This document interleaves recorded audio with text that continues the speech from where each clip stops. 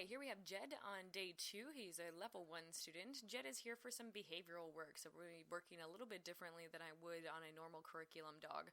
So here I'm offering him a treat, and I just want to see what he's going to do to earn it. And it's so funny because he goes up onto that place. I'd introduced place to him the day before, and it's his favorite thing to do, which is very cohesive with what you guys had said about him being at home. He likes to be up high or in your level and that sort of thing, and I can tell that's definitely the case.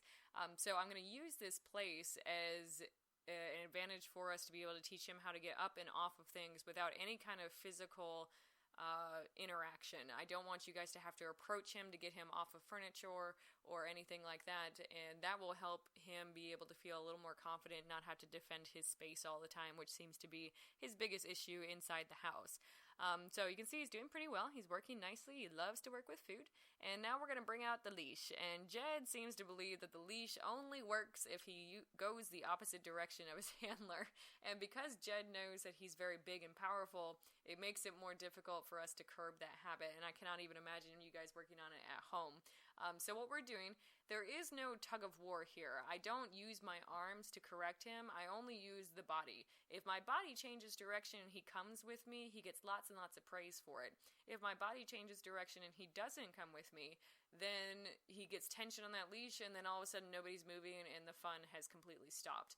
So that is teaching him to pay much more attention to where the body is going and not get into a tug of war with his handler, because Jed is extremely powerful. I mean, you could hook a sled up to this dog and he'd probably carry it like 40 miles. But we want him to be able to understand what that leash is actually for, which is more so for communication and not for control. Because if we're fighting Jed for control, it's going to be a heck of a time. So this here is more so conditioning work. So what I'm doing is I'm putting treats on the ground and then I'm taking them whenever I want to. When he responds properly, he gets treats, and when he doesn't respond properly, he doesn't get anything. There is no correction. It's just a lack of response, and that is his correction.